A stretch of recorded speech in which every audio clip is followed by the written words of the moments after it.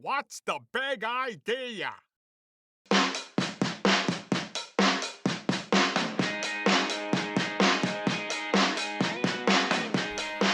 Fired up. All right. Like my coffee. We are turned on. Whoop. We are We're on. And we're on. my coffee's on the hot plate. Yes. Hot coffee. Warm, hot, warmer. Hardly even know her. This is episode 31. Everyone just turned off. Yep. Yeah. Same This one is help. My kid's coach is crazy. Right?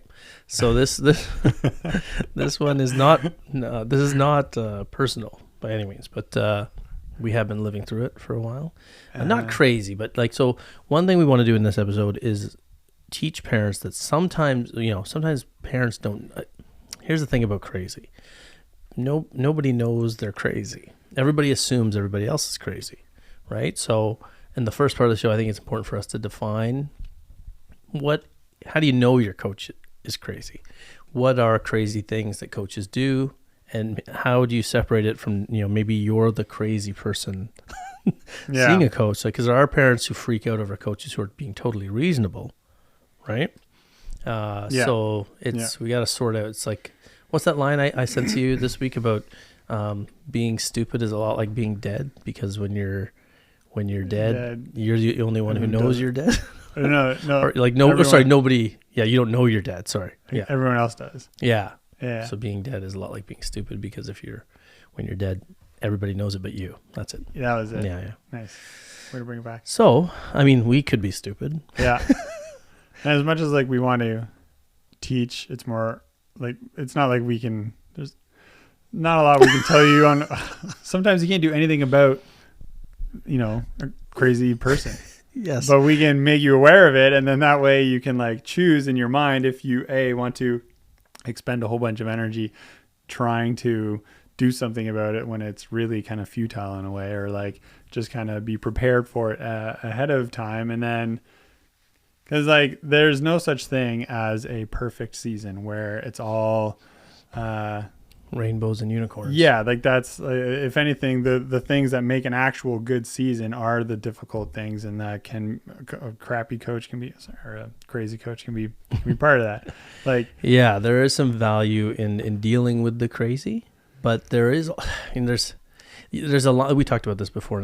There is a point at which you have to also teach your child something about unfair treatment. Yeah. So that's the balance. That's the line that every parent has to deal with.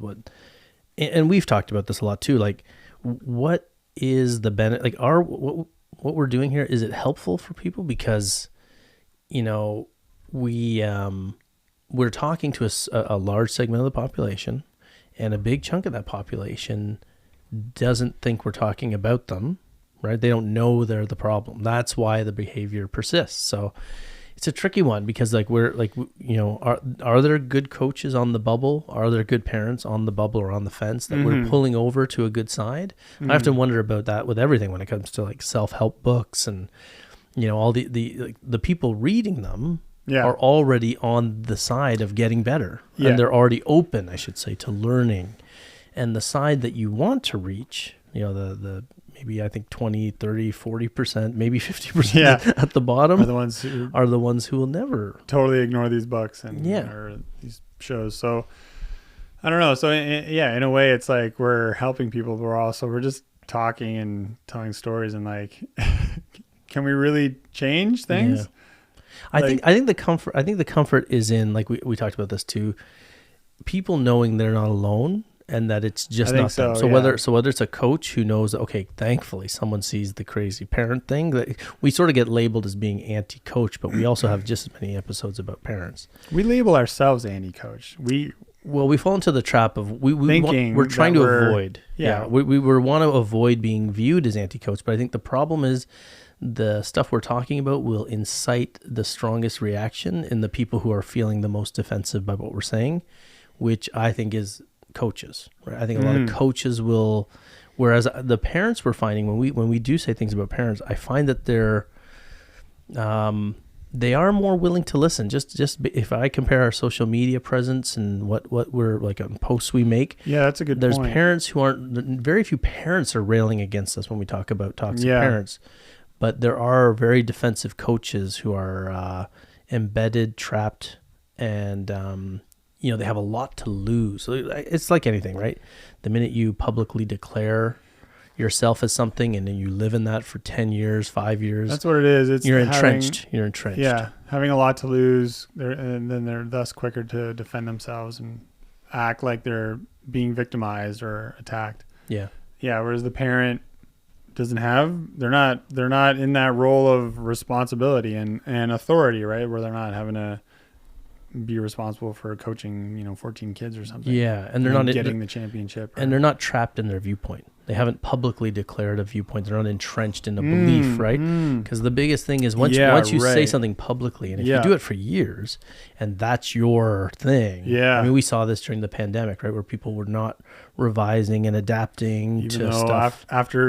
as things were changing. Yeah. Just like, no, I've committed to this, and this is it. Mm-hmm. Yeah, interesting, actually. Yeah. Well, we talked about T Heels of the August. Remember saving face? Mm-hmm. Saving face is a very powerful notion that comes up in that play that we've talked about in this show before called Tea House of the August Moon, where there's an awareness that people will not back down from a publicly stated viewpoint very easily unless you give them a way to save face. And that's sort of what we're going to talk about in this episode a little bit. Like, there are ways to handle, if your kid's dealing with a crazy coach, and there are ways to not handle dealing with a crazy coach. Yeah. One of the paths will be a way that can be safer, less inflammatory, and another way is just gonna make things worse, I think. So and I think we can all think of different things to do there, but so I guess the first step, maybe let's start defining what crazy looks like in a coach, just so that parents understand that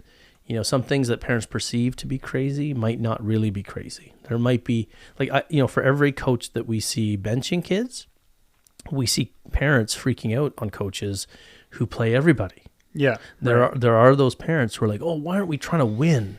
At ages 12 and 13, like, why are we playing those? That kid sucks. Why are they playing? And those parents exist, and we need to, so. Yeah. So do you want us to kick that off? Like, what does crazy look like to you? Crazy to me looks like He sounds like a grade 3. He sounds like a grade 3 report. Crazy to me looks. No, sorry. No, I'm so ready for this. Is that like at the end of a tournament or something, and like half the team is like crying or something? Okay, so that's a symptom. Yeah, that's a symptom of crazy. Right. Yeah. So, but what do you think the coach might be doing? Or have you? I mean, you can think about your own experience too. Like, what are some crazy things that you've seen in you've been to some of the club games of my kids. I think the worst thing as a player, and even maybe even more so when I was a kid or whatever, is just not being denied and understanding the reason why or the process, and then just like being denied that, and then having to say like, no, you haven't done your job, and then like, well, why is it like this? And then it's just like, nope, this is it. And now you're being taken off the bench, or like and I'm going to sub Timothy in or something, right? Okay. So like lack of explanation, because I think it's weird. I feel like as kids, like, isn't that a common joke? Like when you have a kid, like kids just, you tell them to do something and they go, why? And you say, oh, blah, blah, blah. And they go, why? And they just keep going on and on. Right? So like that's what I loved about sports, is that in most of the time, it's really simple. We're going to do this type of footwork in this situation because this is why, because it's the fastest, or we're going to set up our defense like this. This is why, because it has the highest, it covers the most of the court with the greatest probability of forcing the ball down these channels, and then we can dig it up. Right. So if I imagine myself as like a 14-year-old kid crying, it's probably because I was punished and then I wasn't told why. Actually, I think that happened to me once in, again, I wasn't a bad kid in like middle school or something, but I think I was in detention once, and it was kind of something similar. I did something bad. I later found out what it was. I think I said like a slur. I wasn't even aware of it. Yeah, exactly. Here we go again. Yeah. Recurring theme with Eric. I think it was like 10 or something. I'm not racist. Some of my best friends are blank.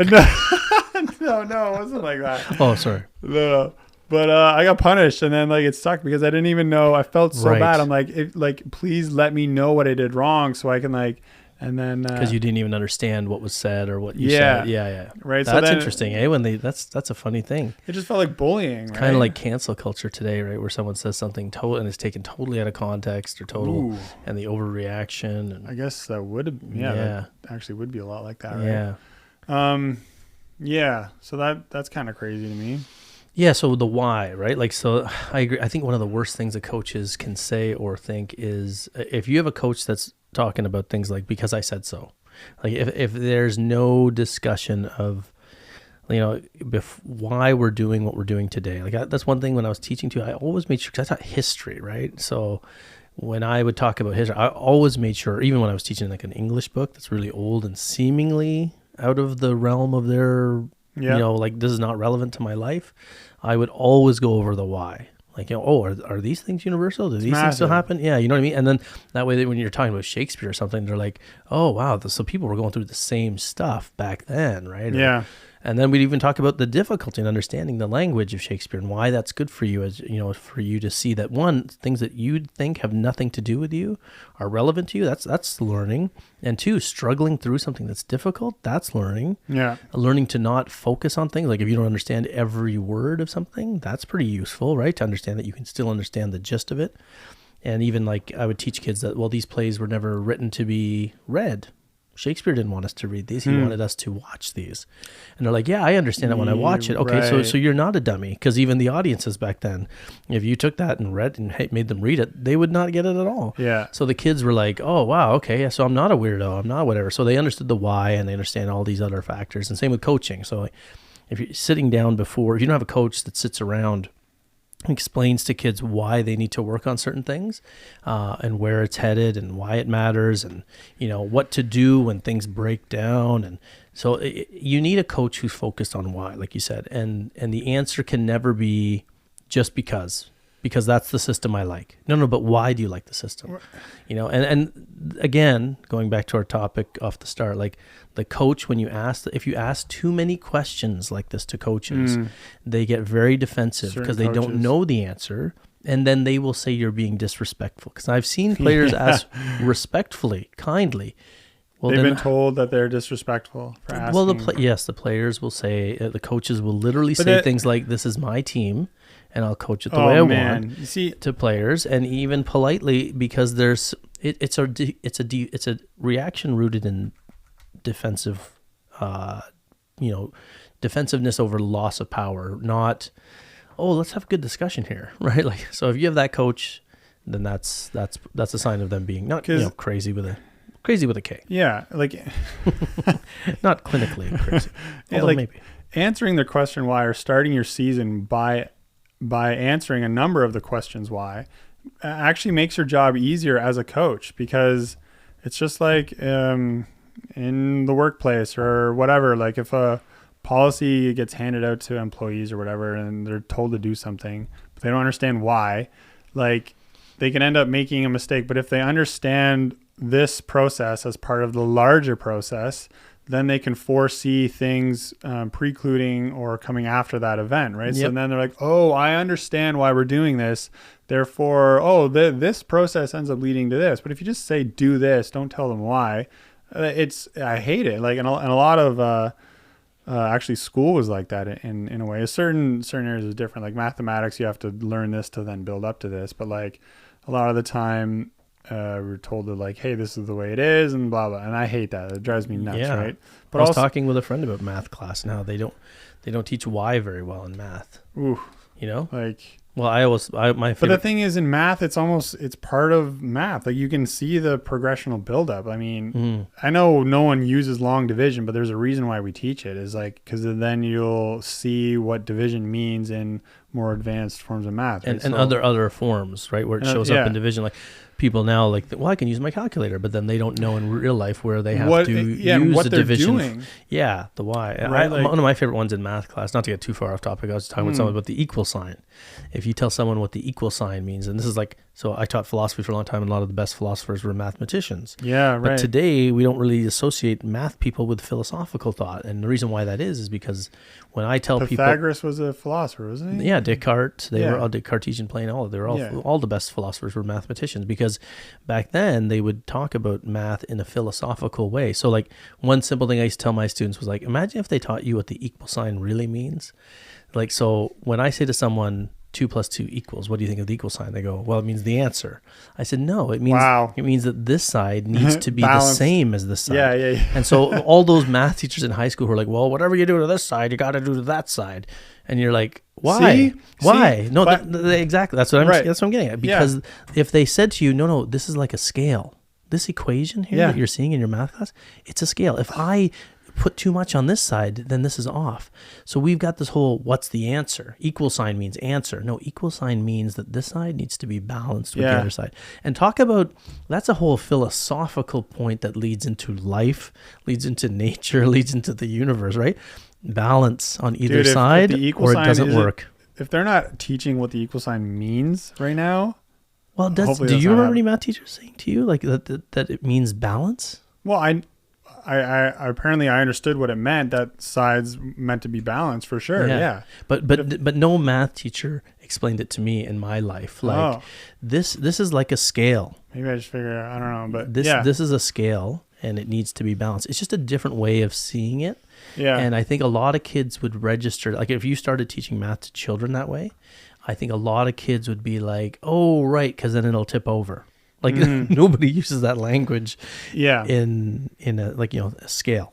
I don't know. I like the way it's seen in chemistry as well. They have like an arrow that shows the process of going, there's like a chemical reaction, how it naturally goes one way, but it also naturally goes back into the other way. And it's just equilibrium of chemicals falling in and out of bonds type thing. It's very like similar to this, right? Yeah. But it's really interesting how not acknowledging the question why early on leads to more questions directed at you later on and worse retention. Yeah. So like coaches, so like if you, and it also, so it not only does it make the coach reevaluate if they have whys. Yeah. Do I have answers for this? Because if you don't, then you better start looking at what works. But then also retention. So like if I have, like we have staff working with us, and if I don't tell them why, like you were saying, you're right, then they'll forget it. Yeah. But at the minute, and same with as a teacher, I knew that if I told kids why things mattered, then they knew. And when I coach kids, I will tell them why this needs to happen. Like if I tell my defenders to have their feet on the line, I go, you know why I want your foot on the line? This is the next thing out of my mouth. So that way, because think about what's easier. Is it easier to dig 3 ways or like 2 ways, or is it easier to dig all 4 ways? And and every ball on this side of your body, you don't have to worry about. Oh, that's why. Yeah, because the balls come really fast down the line, right? So you get your foot on the line. That way you don't even have to react. Whereas coaches, when they tell kids to move in off that line, now the kid has to defend to their right, in front. And if they're too shallow, then they have to defend over their head too, by the way. So it's a weird, so coaches, if you're listening, you can take out a lot of work for your players. Think about that. Are you setting your players up to stand defensively? I know this is like an X's and O's thing, but are you setting your players to defend way too many areas? Think about that. If you're having them defend over their heads, in front of them, to their left, to their right, probably not in a good position. Yeah. I think that's a good rule of thumb for just about every position. Well, yeah, generally with the block and the perimeter of the court, you can set up areas where the ball should go to. And if it's not driven, I mean, we're off topic. Yeah. But the why is what helps people retain things. Yeah, big time. And it helps them believe, like you were saying, it'll cut down your problems later. Yeah. So it's going to make these players like more autonomous. They're going to understand the whole process of the game more. And then they're going to be looking to the coach less, or they shouldn't even be looking to to some degree, if in younger volleyball, well, not really. Not during games. No, once the game's on, there's no need to, like the kid should have gone through rotations with their coach. So there shouldn't be any reason to be like, hey coach, what should I do here? Like, I think the coach that's coaching a lot during the game is a coach who's really hasn't prepared the team well for the game. Like if you're yelling a lot of instructions from the sideline, and constantly, and that's the way you coach, then you're wasting your practices, because you should be able to say like, okay, here's what we learned in the practices. Now you guys go and execute, and I want you to problem solve while you're out there.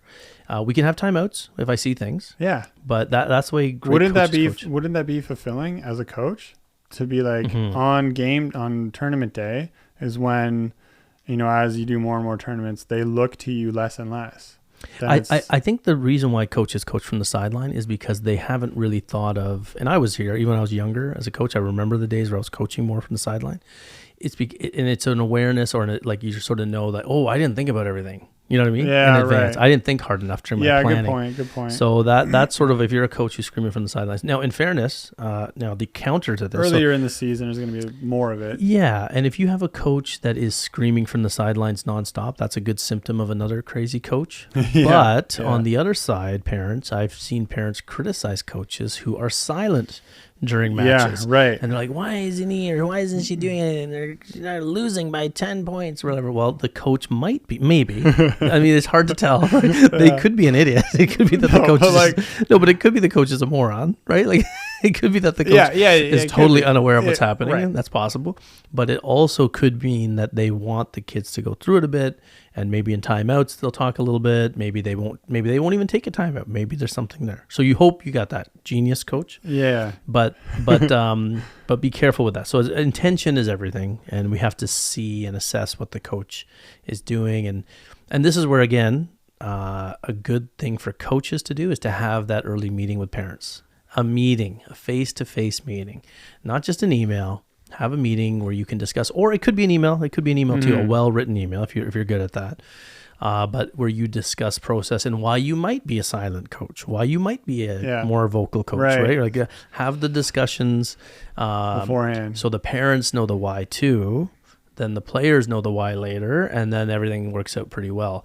And I think the reason why coaches shy away from these meetings is because they might not have had the talk with themselves about the whys. Can you imagine a coach in like soccer or baseball just yelling across the field like they do to the player like that's like, right wing forward, the farthest player from them, and they're just screaming? No, I've never had a soccer coach. Oh, no, they do. No. So listen, these soccer coaches do, but like you can't like. Hey, the kid can't hear you from that far away. You say you're going to yell at them? Like, what's the point? Do. No, they do. They do. This is so like if you're let's be clear. The craziness problem in coaching. Okay, maybe we talked about this in another episode. It exists in every sport. Like these are not. These are not volleyball unique. No, but like it's got to happen less in something like baseball, where you literally your voice cannot reach the outfielder. Yet you're still. No, are you kidding? Have you not seen Little League sports? There are crazy coaches and parents everywhere. Is that kid in the backfield going to hear the coach though? Yes. Oh no. I mean, the coach will get there. Don't you understand? They'll move as far down the lines they have to tell them to, and they'll scream. No, yeah. This is why kids they'll see their crazy parent who's their coach come down the sideline and scream, and they're mortified. Oh God, this is so like everything we're talking about in volleyball here happens in every sport. We're just not in it enough. Right. We're just not in it enough. Yeah. Right. And if we were higher, there was an episode we were talking about something, I forget what it was, and we were like, oh, but we never saw this in our soccer days when we were kids, right? But we weren't at the level. Remember, we're looking at it through our childhood eyes, so our childhood memories are skewed. Yeah. And two, we're not looking at it as high level people, right? Like we're elite in volleyball. We never continued on in our other sports to become elite. You know what I mean? Like we were for our age, but not. Yeah. So you start to see more the older you get, right? And you look back on your childhood and go, oh, that was pretty messed up. I guess so. Yeah. No, these are problems and this is part of why we're talking about is this futile exercise, but maybe not. Because what we're seeing here in crazy coaches, crazy parents, crazy kids, crazy players, it's societal, right? These are just a symptom of where we are as a society. Well, so there's another thing. If your kid really has like after a tournament or whatever, and they're talking mostly about their coach, that's probably a sign of crazy. Because like they should be just talking about the game and how they felt in like this game against that match or this match or this rotation, stuff like that. Like if it's like about the coach and I don't know, like treatment, Oh, comments. They seemed really upset at me, or they were really like yelling at me to do this during that match, or yelling at someone else. Like, sometimes kids come home and are Oh, bothered right. because one of their teammates was bothered. Yeah. Like that's not I'm pretty sure that's a bad sign, right? Yeah, it's kind of like a ref, right? Like, not the coaches. I think good coaches get noticed just as much as bad coaches, but refs kind of want to be invisible. A great ref is like you'll never even think about them, right? But for a coach, you don't want, if your kid's always got negative things to say about the coach, or You know what? their demeanor changes, if your kid is like not enjoying something that they really enjoyed, and you have to get into why. Again, remember, intention matters, because like a kid can come home and complain about their coach when really they haven't put in the work, the kid, or they haven't really been, maybe they're not listening to what the coach was saying. You know what I mean? Like maybe the coach has been giving advice repeatedly and the kid's not working. So you have to dig a little bit. Like, it's a little tricky because our parental reaction is to defend. Sorry, right. There is exactly all those checks to that. Yeah. But like if your kid is a go-getter, like parents know their kids. So if your kid's a go-getter, hard worker, shows up on time, listens to, well-meaning and well-logicked or well-reasoned authority, then that's a problem. Like in our case, we talked about this in an early episode. My daughter, just for people who were listening to a couple episodes before, my daughter, we did end up leaving that team because the benefit of her sticking around was not, she wasn't gaining this new, like, okay, I got to stick this out and be tough. This was getting into, okay, the coach wants you to stop doing your spin serve, hit less because you're too short, leading the team in kills and aces. And now it's just getting into a petty game of I'm going to show you. That's where we're at now, and if you don't do it, I'm going to bench you in this critical year. So then it crosses into now, okay, what's the, like we talked about, what's the harder thing for my daughter to do? Harder thing is to leave.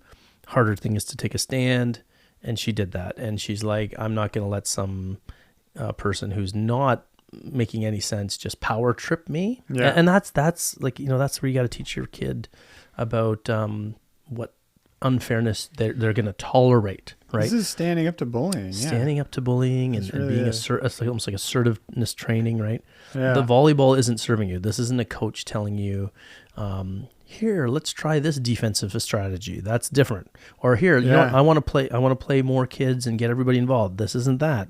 Or it's not even about her playing because she led the team in playing time. This is about, teaching your kid about what's fair, what's right. Yeah. And what's difficult is sometimes, we always said this, like the more difficult choice is typically the right choice. Yeah. Very rarely is easy is not you're often helping, right. Yeah, you're helping her also set her up for when she does need to stick out the tougher times of, tough season and maybe just losses. And there's a lot of hard work, right? That's where you want to then, she may complain about how tough the season is, but if it's tough because it's like work based, obviously there's boundaries there too. You don't want to be on a team that's just insanely physical training and making you play through injury and stuff like that. Like that's obviously not good. But if it's growth based, and even if you're getting benched for legit reasons, right? Like I had a daughter who was not playing as much as she thought she should. You had a daughter? Well, in the past, I still have two. I still have two of them. But in this case, I have a daughter who in the past, but I think you said had, but I did say had, but is that the right or wrong? Well, because I'm talking about an event in the past. So right. I had a daughter who was playing. I have a daughter who was playing. I guess, I don't know. I have a daughter who did play. I had a daughter in a season. Either way, she's not dead. No. Okay. And we haven't disowned her yet. No, but in this season, my daughter was not playing enough, right? In her mind. And I was like, okay, I first of all, I'm the first one to tell you if I think you suck or not. I agree with you. I think I am. I'm probably I'm one of those parents who's more hard on my kid in terms of, in terms of whether I'll be the first one to tell them that they shouldn't play more, right? And so in this case, I said, okay, so if you feel you're being not treated fairly by the coach, then what are you going to do about it? Are you going to work out more? Are you going to train? Are you going to... And, and what we settled on was she did a little more training. She wanted to, but I said to her, you complain about it, but you're not doing anything about it. Like I love that. So, just these simple questions. And there's no way we would quit that team. Like we wouldn't quit that. Even like she was getting not benched, but she just wasn't getting enough playing time. And we thought she deserved more. But I said, like, so you got to be undeniable. In this case, got to be undeniable. So there's an answer here.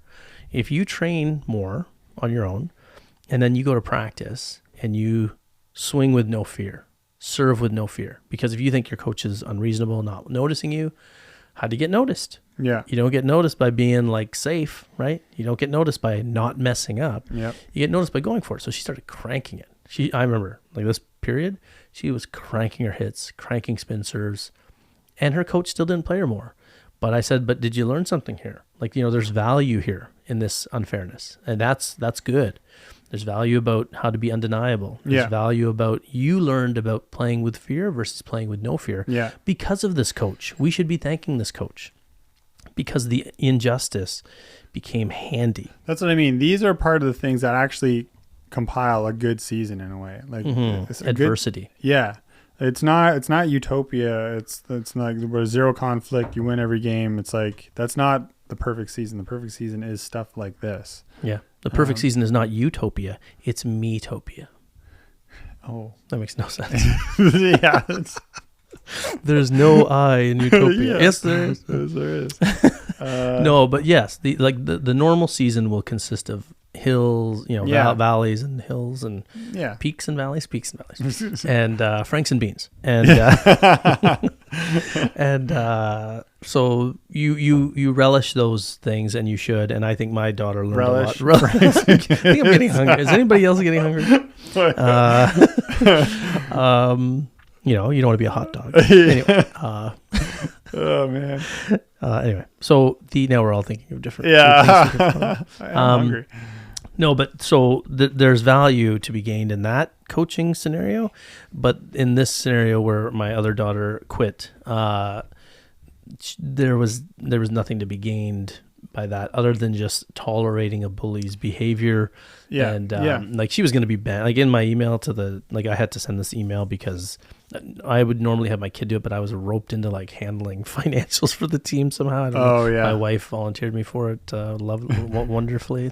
Thanks, honey, for that shout out. So in my email where I was explaining why I needed to pass off the financials to other people, we're still going to help them book hotels. I'm still doing that because, we signed on to do that, but I was going to transfer the fundraising we did to another parent. I did let the parents know that unfortunately Mina's decided that my kid's decided that she has to leave the team. Thankfully nobody's listening to this, but I just we had to understand that there was, if she didn't, it was pretty clear that if she didn't listen to this horrible advice, then she would have been benched. If she didn't, it was clear. It already started at one tournament, and then it was getting very weird and awkward, and all the other teammates. But even listening to that advice is like neutering yourself. Well, I guess it's a male thing, but weird. But like, because she was told like she's not tall, to tip more, don't spin serve. Like, how do you? The game would suck. Well, no, but that's okay advice if the player wasn't leading the team in kills and aces and never got blocked. Is it okay advice at all? Even from, I know. Well, you could understand a coach saying it if the kid kept hitting it in the net, or if the kid had horrible form on their spin serve. This kid though was like 9 in a row in a game, like leading the team. This was a power play, and it's important to note. This is why we knew it was a toxic, crazy coach. This is a power play of you know more than me. You think you know more than me, so I'm going to do this. And you probably would have liked it if your daughters stuck around, like said, "Oh, okay," and then just like stayed on the team and like played at this limited capacity. Yes, they would have loved it. Yeah, I think so. No, I'm serious. If you go watch when we were putting together a recruitment video, and you go watch some of them, and you're like looking at all the players on the team that were tipping perfect sets out of the middle, rolling perfect, because this was the philosophy all year. Hey guys, it's super easy to score points in the middle. Let's just tip and roll. Don't swing so much. I remember in a warm up once, my daughter again leads the team in kills at a left side. Okay. First hit, first couple hits, and she hammers it, hits one into the net, and the coach said to her, "Hey, quit swinging like you're 6 feet tall." And then she went back, and the next one just hammered it because she's like, shut up. Like, who says that? Losers who never played. Losers who never played say this stuff because they don't know. I almost swore. Like, if you're an outside hitter who's if you're going up against tall blockers, or you're a middle or an outside hitter who's playing against a tall player, 1,000 players, to one would say, that makes me play better, right? Real athletes get fired up when they face adversity. That's why my daughter cranked the next one and he shut up. He's like, oh, good hit. Yeah, it's because you said that stupid thing before. Like, you're firing up a player just like a big... How do they go from saying that to saying good hit? Like, no, but I don't not noticing the own also, insanity. we don't understand. Yeah, but it's so like, and again, making this video, I'm watching these two morons, these two coaches clap on the bench every time she hammers a kill. She's hammering one down the line, swinging full out, cranking, and they're clapping. And then they go back and they're like, hey, start tipping more. Because they notice the one block or they notice the one failure. I told you, the other player 4 aces in a row, and then she misses one, and they pull her off and say, you got to get your serves over. That's like non-linearity in your personality. You have like split personality or something. It's because something else matters to you. If you were watching and your number one priority was player development and it was team success, then you'd be cool with it.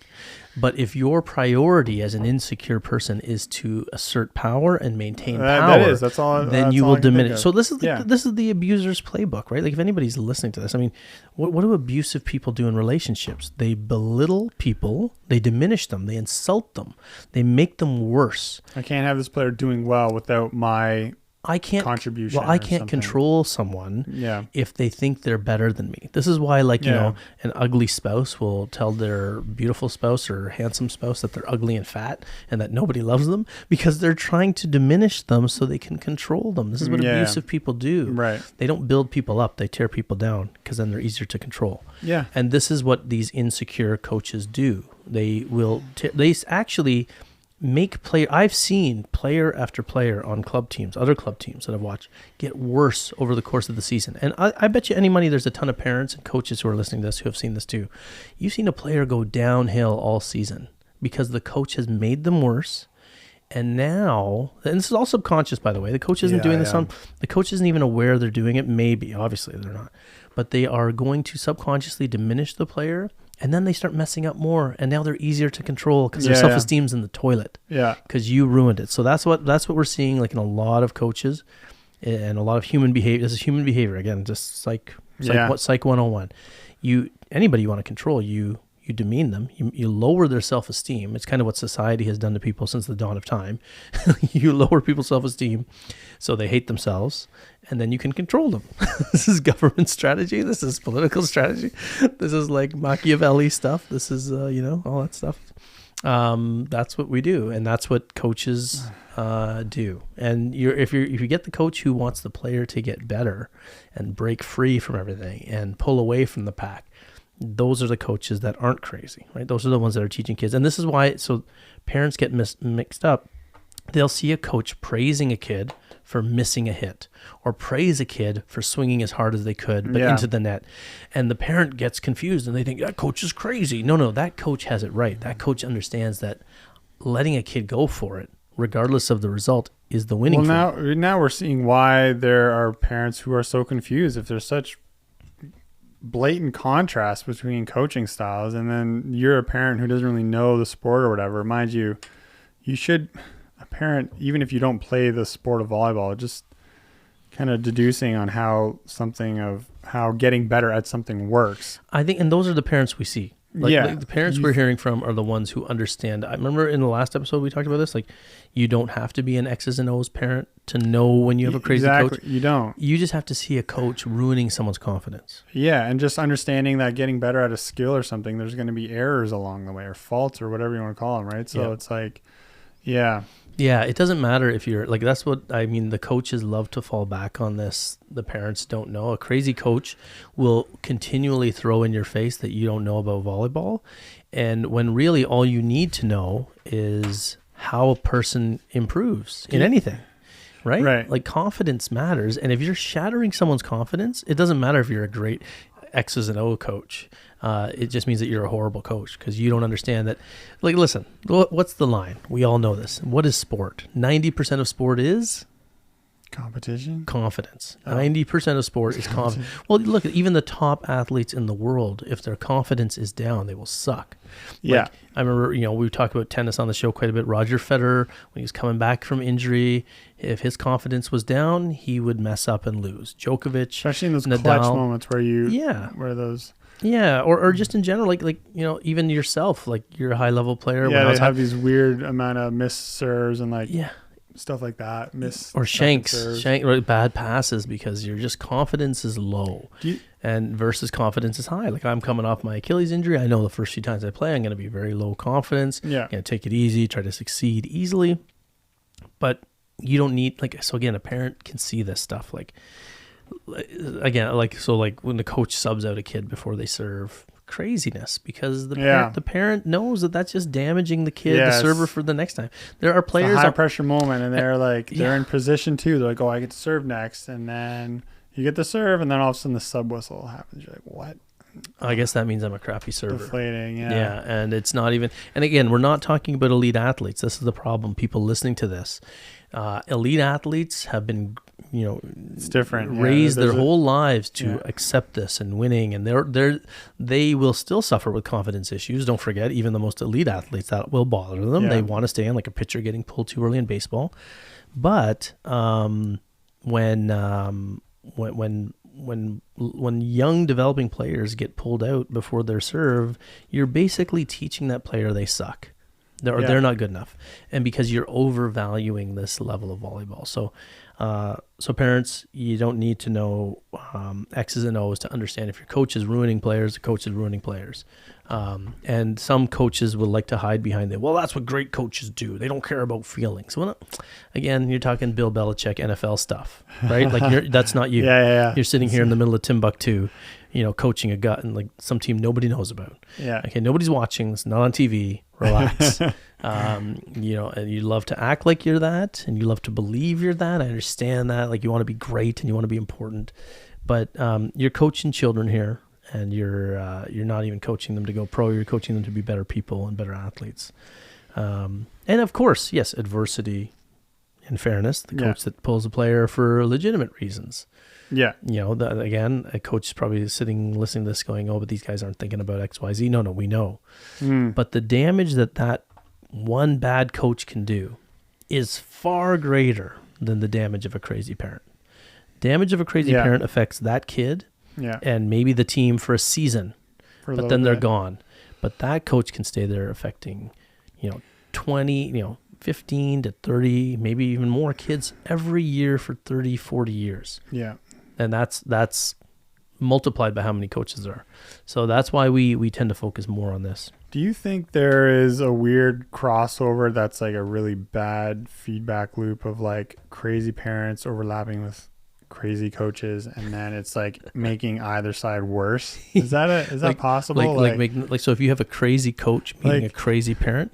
Well, like if you have like maybe somewhat these coaches and parents are slightly on the side of crazy, but then they're interacting with one another, like they're on this coach's team or whatever, and then it's probably not a good, because like we're saying, like this is societal, and it's just a symptom that we see it in volleyball. Or volleyball is just a small little experimental way in which we can look at.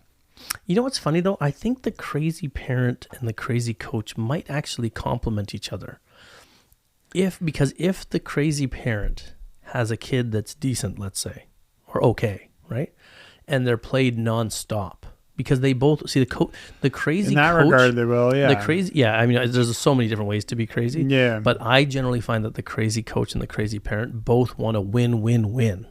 Oh, yeah. At youth level sport. That's true. Now the problem is that does further encourage the coach to keep doing what they're doing.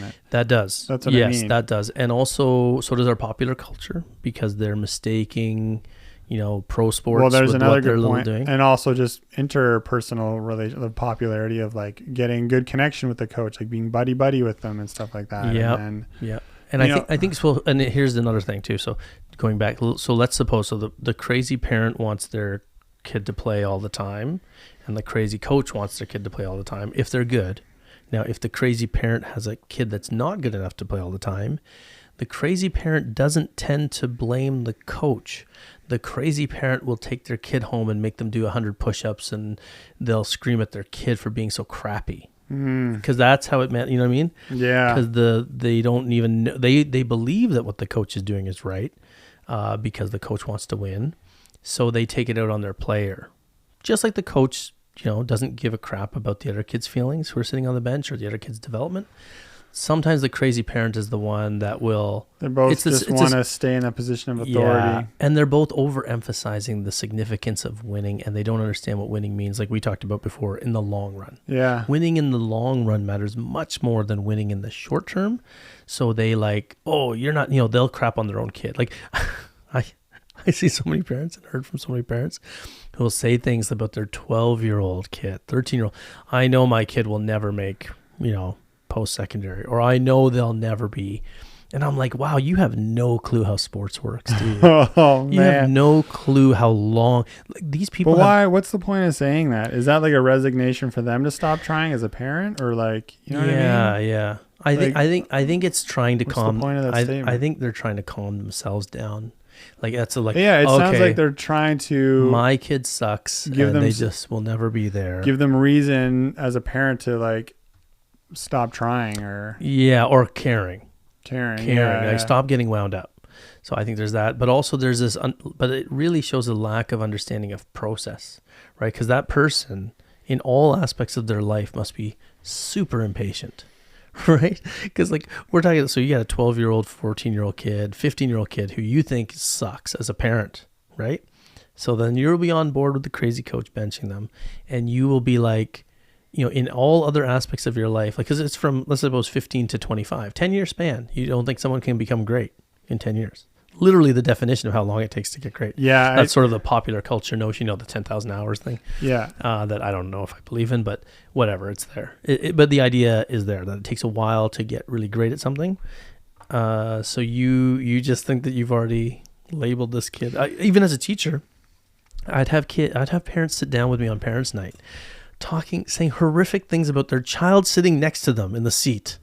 And I'd be like, well, I think they could, of course. I mean, I remember when I was that age, I was a bit of a doofus, and that's normal to be, honestly, Matthew sucks at math. He's never or get it. And he's right there. Yes, honestly, all the time. I can believe that. It's probably happened to me before, but it explains so much to me about why Matthew is not. Excelling, or why Matt, this is what he's in. Not only that, so Matthew's right there listening to this. He's like, oh, all right, well, I guess I don't need to try hard at math anymore. Exactly. Suck at it. Exactly. That's, that's the defeatist sort of lack of understanding about process. So this answers my question, is that one does support the other, or they're both amplifying each other, making them worse. Like the crazy parent is making the crazy coach. The only time it might be in in contrast, or in collision, is if the crazy parent has a kid that they think should be playing more.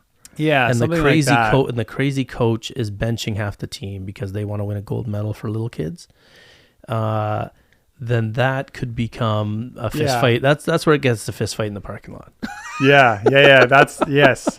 We should laugh. Those are the blowouts. Yeah, that's where you get the I beat your coach up at the urinal. What? Yeah. You're going to play more now. Coach is covered. No, this isn't funny. Probably happened somewhere, but yeah. So other symptoms of craziness. You said benching. Did you said benching for no reason? Yeah, just a reason benching, why. I think that I can see why coaches would bench a certain player, but it better be rooted in a temporary benching for a behavioral thing. You know what I mean? Send a message. Yeah, there was a coach who asked me recently, playoff match. And she was like, this player's been missing a lot of practice. Do you think I should bench them? But we need them to win. I said to them, so there's a couple of things here. Because one, this was a school team. And I'm like, so you're trying to teach kids about life here. Yeah. I said, would you maybe not start them? I was going to say, and at then least put them in a little not later. The first set, maybe. Yeah. But on the other hand, it could go the other way, because you could turn off the other players on the team who showed up to practice. Like if you're practicing at 7 in the morning in this case, and that player always skips that practice, then I think you lose the team. Yeah. And even the kids who just want to win, who don't get it, I think you could lose. Like, you know, it's a bit of a turnoff. Like, you all got up at 7 a.m. This player consistently doesn't. I mean, it does. It can say a lot, and it gives a big opportunity to that player who has not been showing up. You know, they sit the first set, and you can kind of see how they react. If they are, you know, if they're not standing off in the corner, like just grimacing, and like, you know, it's pretty obvious when like players will like, maybe they have an associate on the team and they're just going to trash talk the coach or whatever. But if the player, you know, they're told they're sitting off and they're going to be on the sideline with the rest of the team, they're going to be positive and like cheering the other team on. Like, that's what you want to see, is that it seems like they are acknowledging what's going on and they're still there for the team. Because exactly what you're saying, like these other players, if they see no punishment for this other player that's not showing up, even though everyone knows that they're the best player. Oh, it wasn't the best player. It was right. one of the starters. Right. Say it's one of the good players. Maybe everyone is willing to forgive them after a first set of punishment. It's be like, look, you've done your thing, you've sat off. We do want to win this game, and it's like a silent acknowledgement, or maybe it'll be verbally spoken out. Who knows, right? And so and sorry, one thing I should go back because I did forget this. Like, one thing I realized in that moment. And I did say to the coach, it's kind of late to address it now. Like if you're playing the playoff game and the kid hasn't been showing up for a while, then why wasn't it addressed? Like, you should have sat her in a game that meant less, 100%. and then maybe the behavior. Well, because now it's going to be confusing. Yes, it right? is. Yeah. And you've left yourself with no. You know, to do it now is just, you know, you waited till the last match. So many of these things we talk about it's connected like with timing and like, you know, the communication. The whole preseason meeting, like general meeting with the parents and the coach. Like you're like you said, like nipping things in the bud here. Like you're taking and what are these things? These are just preparations, signs of prep. And what is preparation? Preparation is forethought, reflection before something happens, or just like running it through your mind, right? So scenarios, going through scenarios and solving. Yeah, it's like what our frontal lobe is there for. It's preemptive, right? Yeah. Preemptive. So like, again, if you want to not, if you aren't sure if you're a crazy coach, then you should do as much. I mean, I learned this in education. More communication is always better. You don't want anything to be a surprise to anybody. Yeah. So that was a good philosophy to bring into coaching when I was really getting into coaching. The idea is that. How did that come up in teaching? So in teaching, well, you know, one of the problems in teaching would be like, you know, a kid gets a 20 on their final report card and the parent had no clue. I mean, you could make the argument that the parent should be more involved in their schooling, blah, blah, blah. But what if you check in once in a while with the parent? And then the parent can fix it, right? The parent can maybe, if they're that type of parent, they can contribute. And so you cover, it's also like a little bit of CYA, cover your ass kind of thing. Like you also make sure you send frequent letters home and notice and all that. That way, when somebody comes and says, I had no idea that Timmy or Susie was whatever, blah, blah, blah. Yeah. And then you're like, well, no, but listen, I called you here. We spoke here. We spoke there. We spoke there. So it's also covering. So the same thing with the coach. In this case, like, you know, in teaching, it does the why. I mean, let's be honest, like the school system in general needs to explain the why. I think these days a lot more to everybody because they're like just doing things and have practices that make no sense. And so, but we don't want to get political. Yeah. But the coach in this case should definitely like plan out a couple of meetings at the start of the season, and before you have, you know, another preemptive back step. Have one with yourself. Sit down and say, what are the things I do? Yeah. Why do I do this? Just make a list mentally or on paper. Yeah. And you will watch that you might rethink some things that you can't find a good why for. And sometimes you have to ask yourself, am I the right one to be even answering this why? Right. Maybe I need to reach out to someone who knows more. Maybe I need to talk with that really strong player or coach or former player or whatever. That takes humility. It takes humility. But it'll make you, that's the truly great ones. We've talked about this. Truly great ones have humility. They don't have arrogance. Everybody else builds them up, right? And they might be confident people, but they don't have arrogance and they're all humble enough, right? And the thing about sport is that playing at a higher level makes you realize very, very quickly when something is bogus or not. right? A lot of people, if you've never played at a high level, you might hear of a theory or see a coach execute something and go, okay, maybe. And then, but if you've played at a high level, you go, no, that's impossible. So you mentioned benching. I thought the no explanation of why is another sign of a toxic coach. If the players have no hope, that's one thing. If a play, that's sort of what you were talking about with the kid coming home or crying on the bench off the start. You mentioned if the kid feels they have no hope, and even seeing the court, huge problem. That's a crazy coach. Because there's always a blowout. Even if everybody knows on the team that little Timmy just can't play well. He's not good. Timmy's not good yet. Let's say that, by the way. Yet is a very powerful thing to add on to that sentence. Little Timmy isn't good yet.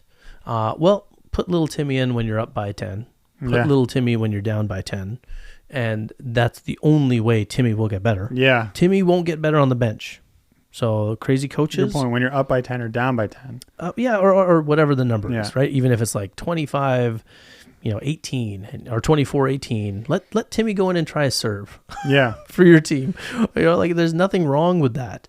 Again, crazy parents might have a problem with that, but they don't understand. But I don't think they will if the results are there, right? Yeah. And if it starts to get scary, then you can bring Timmy back out. But the point is, let Timmy play. Yeah.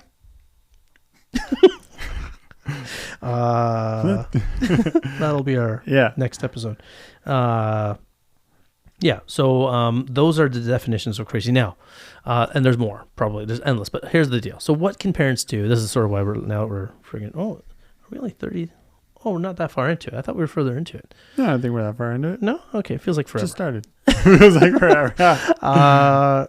So what can parents do now? Help my coach's kid. We've established now this coach is crazy. In my situation, I don't think the coach was crazy, but I don't like to use the term crazy other than clickbait. But right. No, but the coach in our case was like deeply insecure, and that's sort of at the root of what we're talking about, right? Yeah, it's all insecurity, and so we left because we knew that there were other unhappy kids on the team. Well, that this coach isn't going to have some thing where epiphany. They change. Yes. It's not going to happen. Yes. This is not going to be an epiphany. No. Right. And we did not seek, I never, so just what maybe parents shouldn't do. I never, the coach knew me, asked for my advice a lot at the start of the season. Yeah. And, but I think, I don't know. It's weird. We have some theories that there was an assistant coach that came in, and that assistant coach had a problem with the other assistant female coach, and then this coach was very quick to get rid of that female coach. Yeah. And so we're wondering, is it this quiet little assistant coach who's really causing all the problem? Because even this stuff with my daughter didn't happen until this assistant coach came on full time. So he refused to coach with the other parent. There's not there's other kids who have left this team, which is other red flags, right? Funny how he has an associate, this assistant coach. It's like someone who's in cahoots with him. Well, because I don't think this coach was unreasonable. Honestly, we had signs at the beginning that he wasn't unreasonable, but then we saw a very quick exit by the assistant coach and her daughter, who was the setter. Yeah, and it was so fast and so weird. And it was right around the same time that this other guy got involved with the team. Yeah. This quiet little guy who coaches, he talks like he's a legend and a guru, but everything he's saying is totally wrong. And he says it with this wise smile. He's talks to the girls like this, and he's smiling I don't know, he reminds me of Chris Farley in that SNL scene, the motivational speech. Yeah. In a van down by the river. No, but he just says and they all. I know what you mean, man. Yeah, I know you've seen it, right? The fake coach who's trying to look wise in every interaction with players, and we're all buddies, just like in the movies. Smiley and stuff. But they're wrong in what they're saying, and so we're wondering if he's really driving the ship, because I know for a fact that this assistant coach would come to me and ask for my advice at the beginning of the season, and I was shocked at how fast he implemented my advice. Right. And I thought, okay, that's cool. So he's listening to people who know more, but maybe he just listens to anybody and the closest one to him. So I'm feeling that's what... That's Is what this could assistant coach a friend of his, or like where do he come from? Yeah, that's the thing. This guy played high school like 50 years Does ago. he have a kid on the team? Like who Nope, is he? doesn't have a kid on team. Where There did he have come from? been some players a little uncomfortable, by the way. They're talking about weirdness of a coach. Oh, great. Another parent told me that they were What, worried. like girl, team of girls, male coaches? Yeah, Weirdness? yeah, a little weird. And I've seen like talking a little too face too close, like a little in their personal space. Yeah. Weirdness. But again, so this guy played like in high school. That's it. And Great. apparently, I've seen. It's so funny because watching him do the warm up hits is like, oh my god, he's like slapping the ball. He has players lined. He has players sitting in positions on the court where they would never be in a game, and he's just like slapping the ball, like slapping, and it's like some are like dropping 10 feet in front of the players. Like, oh, sorry about that. I'm like, yeah, you must have been quite the player. Doesn't even know how to hit a ball at players. Like you don't have to be a player to do that. But anyway, so this is my world. This is where I live. So we're wondering if he was sort of the influence maybe in this, but we don't know because the coach didn't seem to be. I had no clue that the season was headed in this way. Maybe not the influence, but if someone has a yes man, they can just like become crazier and crazier. No, but I don't like seriously. I don't think I'm pretty good read of people, and I remember he was very open to learning at the start of the season, and we had preseason discussions because this coach told us about how poorly he thought about another coach who was very crazy and like, oh my goodness, he ruined that team. I just don't know if he's a little older, so maybe he's just too open to. Remember like Lord of the Rings where yeah, I'd love to hear this. You're the king. Remember the king of Gondor? So yes, that weird guy whispering in his ear. I kind of feel like that. Every now I break into he also had a spell on him, a literal spell. Yes, but maybe and like every now and then, like I'll break into like a Hobbit song. I don't know. Anyway, so we were talking about So parents, so what you can't do is you can't. I don't think you can address a crazy coach angrily, right? And depending on the age of the player, like in my case, I didn't ever speak to the coach. After I saw this weird benching and weird behavior and weird advice coming out, I stopped talking to the coach. Yeah. Because in the early days, he wanted to talk to me. He'd come up to me after matches. Yeah. But I now avoided him because I was worried about what I would say. Yeah. So I, don't say anything if you can't say anything nice. So I pulled back a bit, and I was, I didn't want to inflame the situation. Yeah, like unfortunately, none of these things we're gonna say turns out to a revelation of like a coach having an epiphany and changing in this. Maybe there's like a very small 1% chance that this will happen, or like say this coach finally one day like what Wormtongue was his name in Lord of the Rings. He's like, oh, we need to get rid of Wormtongue, and like all of a sudden he gets rid of him, and then in like the spell he's like, oh, I'm free from it now because this person is gone. But maybe that will happen. But like I think most of this advice we're going to be giving is about this coach isn't going to change. Or should we give some advice and that the coach will change? Like, no, I don't think so. I think so. Or is the advice one and the same? Knowing the psychological profile of this type of person, it's very difficult. I think the advice is the same anyways. Yeah. It's about... Well, I mean, it depends. Your advice might be different than my advice. Right. What's your advice? What should a parent do? Well, it's just like teaching your kids self-respect, and that's by evaluating the situation and like maybe seeing it through a little bit. And then if it gets to a certain point, like, so picking your battles on choosing when are you staying in this? Like the whole hard choice or easier choice that we were talking about last episode. Yeah. Is it the harder choice to actually defend yourself and keep your self-integrity and self-worth and self-esteem by leaving? Or are you going to choose to stay here after having this absurd request to like limit your capacity and how you play the sport? Obviously, like one of them's harder. Leaving the team is harder. And then the other one is not only easier to do, but it's more punishing for your child's like well-being and psychology as they're developing. If you're telling them to accept like some form of abuse, which it is, and then you keep them on that team, well, that's literally what you're doing. You're kind of teaching them that abuse is okay, right? So again, like I don't think it matters. It's going to be the same advice, and then if the coach happens to improve, that's just great. That's great. Yeah. And it just depends if it happens after or before you like maybe leave the team. And even then it doesn't matter because you're already going down your own path anyways. Yeah.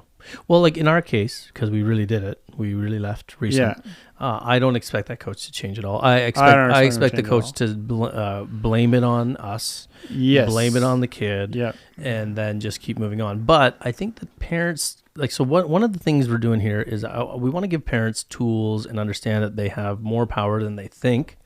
Right. So what I would have liked to have seen, because there were several other parents that were just as upset as we were.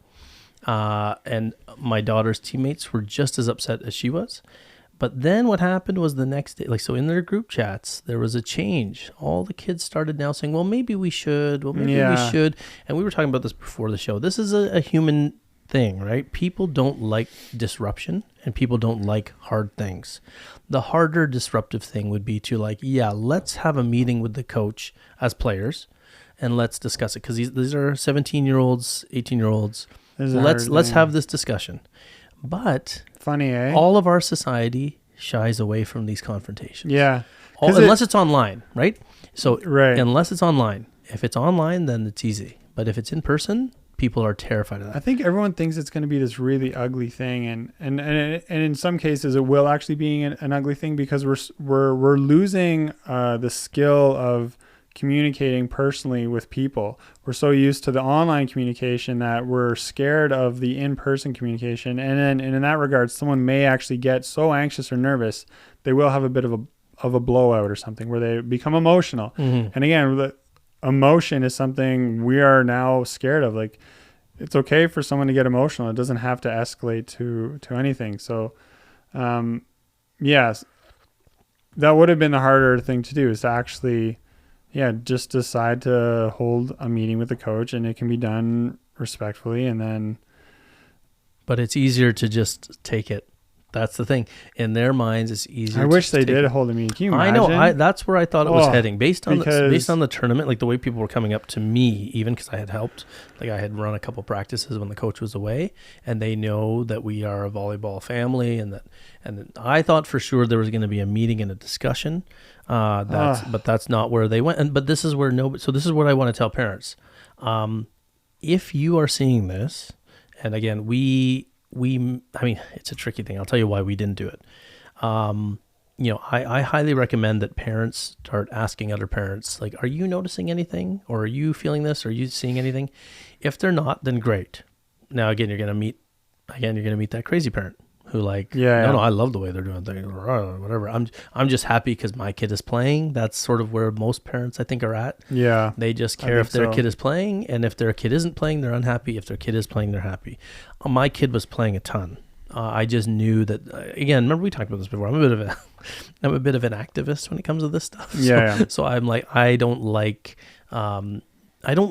incompetence. I can't stand it. And I can't follow it. And I think my kids have inherited this trait.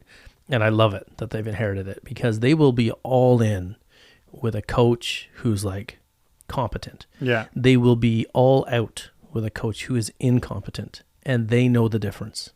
And I like to think that I'm teaching them that across the board in life. Like, follow people if they're worthy. And I'm like this too. Like, I'll be all in. Like, when I had a principal who was like amazing, all in. Principal incompetent, right? And this is because I run an organization and I learn what incompetence is and what competence is, what logic is, what lack of logic is. Well, it means business runs or it doesn't. Business and sport. My life is business and sport. So there's no game playing in business and sports. You can't hide it. You can't fake it. And that's sort of, I think, what our kids are inheriting too. It's kind of weird. I worked in the public sector so long because it was like, eventually it was like drowning, because you're just like, ugh, this is so poorly run. This is and so it took me a while to get to that understanding. And then actually, because currently working in public sector right now, it just, everyone just kind of silently agrees to just put up with this incompetence and then move on. It's weird. And that's sort of what we're seeing too with the players. It's like, it's very odd. Anyway, so they just changed and they just decided to tolerate it. And see, for me, when I see a team of young women now, doing that, it bothers me. Yeah. Because what I start yeah. to think of is like, okay, so you are young women who are going to accept Yeah. crap from a male or female coach, but especially a position of authority, let's say. That's disturbing to me. And I'm happy that, my daughter, I'm like, no, we're done with that. And she agreed. She decided and we agreed. And that's the other thing too. In the email, I said, like, she's decided. Yeah. And I sort of emphasized that this is not me steering the ship. Yeah. We talked about it being a critical year, like That's for huge. scouting, right? That's This is huge. like, we got to send this, like we have to somehow have this discussion with a university coach. Yeah. Like, and hope they don't think that we're one of those families, right? Yeah. So that's the tricky thing. But you have to teach your kid about being assertive, and now she's left to work on her volleyball on her own, which is other leagues, weight training, exercising, which in some ways is much more admirable, much more difficult to a future coach, right? So I think for parents, one thing is the escalation. So I wish the players got around that societal issue of avoidance, which is what we're all sort of stuck with. I think they avoided it because it was easier. They did. You're right. And I think parents who we emailed when we had to let them know that we're not playing, and we thanked them for a great season and we wished it ended differently.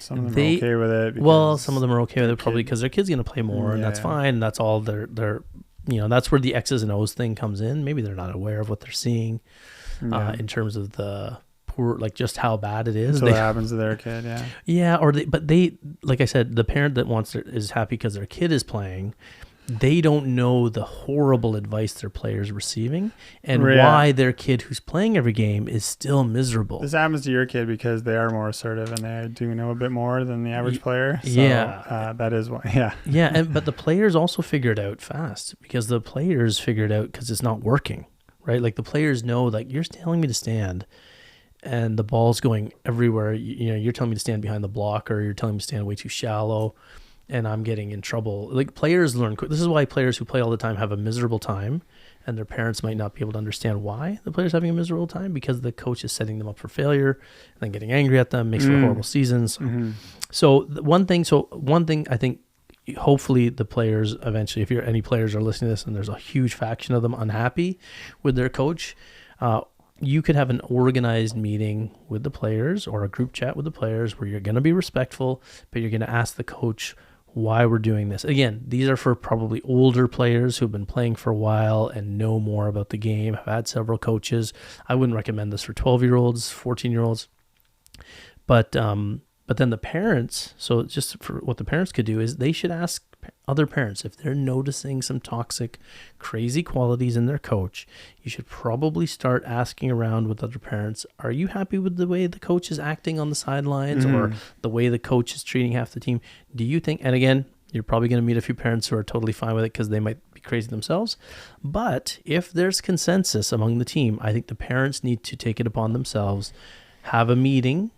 And technically the board of directors of that team. That's what I was gonna say. That's what is it? Well, I was gonna say get the parents together on that team, have a meeting, and then maybe take it to have a chance for the coach, like a polite discussion with the coach, where you set ground rules for yourselves and just say, we're noticing that the kids are getting a little worse, a little less confident. We understand, that you're trying to make them better, and we understand, but we're wondering if maybe we could have a more balanced approach or more fair approach or whatever the issue is. Or just provide some understanding of what your strategy is, or something, because maybe a lot of it is asking they just why. Don't know what's going on. You're right. That's excellent. Yeah, you're right. That is the number. That's perfect. Asking a little more about why the coach is doing what they're doing, and not in an insulting, confrontational way. You have to tiptoe asking around. that question it'll be taken as an insult. Like, it's just like, I can already see where this is going. We're just wondering what the thinking is. It's got to be, what would happen though? Because then that question coming from the adults. I know. It looks like you're, I know. It's just, so how could you word that? How could you exactly. word that? That's what, like you can't say, hi, we were noticing. You can't say that. You what you could say is like, this is difficult. I'm dying to, we're dying to learn more about volleyball, and we see that you are clearly amazing at coaching. No, don't start it that way. No, not sarcastic. Just say we Don't say that. Well, I'm being over the top, but you could frame it in such a way, right? Like or even individually, you could say like, I love volleyball. I'm addicted to volleyball, but I don't understand it. And someone like you, can you tell me? So why do you think a player should stand here? Yeah. So why in the hell? No. Yeah. Could you tell me why? In what universe? This would be so this is a good funny. idea. No, I mean, yeah, it's tough to take it to the team. I mean, here's the thing: can you fix crazy? You can't fix crazy. Okay, This shows how little interaction there really is between parents and coaches and players. This really, if we are at this point this afraid to just start a conversation, that means like we've abandoned conversation for how long? Like, or. Yeah, like, this is hilarious. Or we've just established this domain of like that. I think that's more so what it is. In like, that we had such a good period of decent or coaches who are just competent. Like competent doesn't mean amazing; it just means competent. Yeah, not crazy. But nowadays, competent is amazing. Yeah. So like we had that for so long that this wasn't required. That the parent had to like ask or organize. counsel, Yeah. Right. My real answer. So my original thought was like. You can't really fix it. You can't address it. So like pre-show, I was thinking, you just have to go like a group of parents to the director of the club and say, hey, listen, we're super like this coach, and make a list of things that are being done and things that are being said. That might be the best way. And then like, can we find a better coach? Can we find a different coach? Because I'm telling you, some of the best coaches I've seen recently are non-volleyball people. They just understand fun. And they understand passion, and they understand work ethic. Like, so the one guy I told you about recently, I was working with a coach who was like super passionate, super positive. And I was like, so did you coach anywhere? He goes, no, man, I just love volleyball. Yeah. Fell in love with it when my daughter played. Yeah. Now she's gone, and I just love it. And this person ran a business on the side, owned a family business. And so he was training these girls. They were running, laughing. They'd have competitions and practice. These are like the people you see who don't even go to post-secondary, who get some crazy ideas, start their own business, and then absolutely crush it. And because they're just they're an uncarved block. They carve themselves, right? Yeah. They're not like preset by all these like things. Because the problem is that even if you go to the director, having a coach like that's a reflection of the director already. It's true. So you don't know if the problem's just going to get worse at that point. And this is why we kind of left. Because you expose yourself, right? And I think that's a lot of what it is as well. Every parent is afraid of exposing themselves if they know they're going to be around this club for the next 6 years or something. Right. And yeah. This is weird. I mean, one thing I think parents, if you are listening, is remember, because we see a lot of questions about this, you're free to go to any club at any time. There's a lot of this, is there a nice way to leave a club? Like you'll see these posts, like, there's no nice way. You're the one with the money. You're the one with the money, and you're the one with the player. Yeah. And the clubs need you. This is what parents need to understand. Clubs need parents more than parents need clubs, because there's always another club, hopefully, if you're living in an area. Some places people are stuck with one club, and that sucks. But how far, I mean, if you're willing to drive, then you drive. Like we, in our case, like it's too late for my daughter to play anywhere else. It's her year where she's going to varsity, but we still left because we, like you said, this, we're doing a show on what parents could do. Maybe go to the coach. Okay, no, that's not going to work. Maybe go to the director. No, that's not going to work. Just leave. Or it depends on how much you can tolerate. Well, especially because you guys have a strategy to keep training. We're lucky. We own it. We own it. You guys have other outlets. Yes. That's what I noticed about other parents too. They weren't going to leave because they didn't have our situation. Yeah. We're immersed in volleyball and so many other areas that my kid can play other places. But I'm pretty sure in most places, parents can find these organizations too and just sign up. Right. In some cases, it's worse because my kid thinks they can just play wherever and say, no, I'm not going to play that one. No, I'm not going to play that one, because they're surrounded by options. Whereas that parent, if they sign their kid up for an external group, that kid will show up every week and be dedicated. Right? My kid's less dedicated because they take dad's business for granted or whatever. Right? They do. You know what I mean? Sure. So just like they take for granted how cool I am. You know what I mean? Yeah. Because they don't see it the way everybody else does.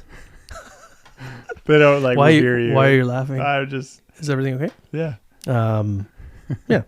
So So I guess this show is basically like you went straight to leaving in your answer. And I mean, I guess if you're gonna try something though, you could try to take it to the director. Yeah, because remember, sometimes what other people don't know, but let me tell you about the inner workings of clubs. Most clubs pick the coach because there's nobody else available. That's right. So if among the parents there's someone who wants to step up, or if you know of someone who's willing to step up, a club might be willing to get rid of it. And you also don't know, what if they hate the coach? What if they also hate, there are club directors who hate the coach, but they have no one else who will step up. And the director may be thinking, hey, no news is good news, right? Not hearing that it's bad. Exactly. Like, oh, it must be working. Yeah, that's a great point. I think there's too much of, like, sort of ties in with our silence point, right? Yeah. If people don't speak up, how will they ever know there's a problem?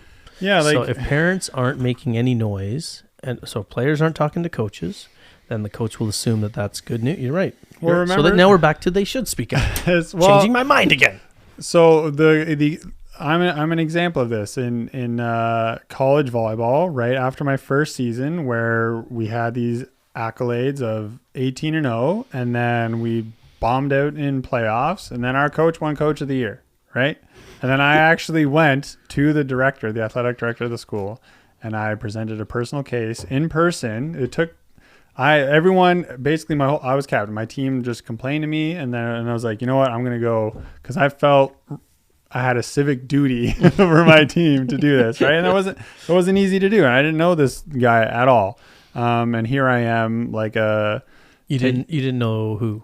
I didn't know. I knew the director. I knew his name, but I didn't know him on a personal level. Oh, you didn't? Okay. I didn't know. You did. That was good for you then. Well, yeah, I knew who he was. That was it. Okay. Right? Okay. And then, so I just present my case, like, hey, like, and it was, again, I was professional as I was back then. And just like, we're having issues with this coach, and like, blah, blah, blah. And like, we just feel like he could be doing such a better job, or like, yada, yada. Anyways, I was met with, oh, here's a survey you can fill out online, and then we'll take it into consideration, and we'll get back to you. So that's what I was met with, and I was like, and then I walk out of this office, I'm like, oh, okay. You just got and bureaucrated. And I was like, so you just email me the survey, or I don't even know what I said. I was just like, and I just walk out, and then of course the director goes and tells my coach about it, right? And so but then I had massive regret, and I felt bad. I felt bad, and I even went to the coach and I apologized. Yeah. Or I don't even know if I apologized, but I was like, I just trying to explain myself. But you felt guilty. I did feel guilty, but then at the same time, I still feel like I didn't do anything wrong. What do you think you could have done differently, or what do you think the director should have done differently in that story? Do you think, looking back now, what could have been a better route? I don't know, man. What would you have done? So if you're an adult now, and a player comes to you about a coach, what would you do?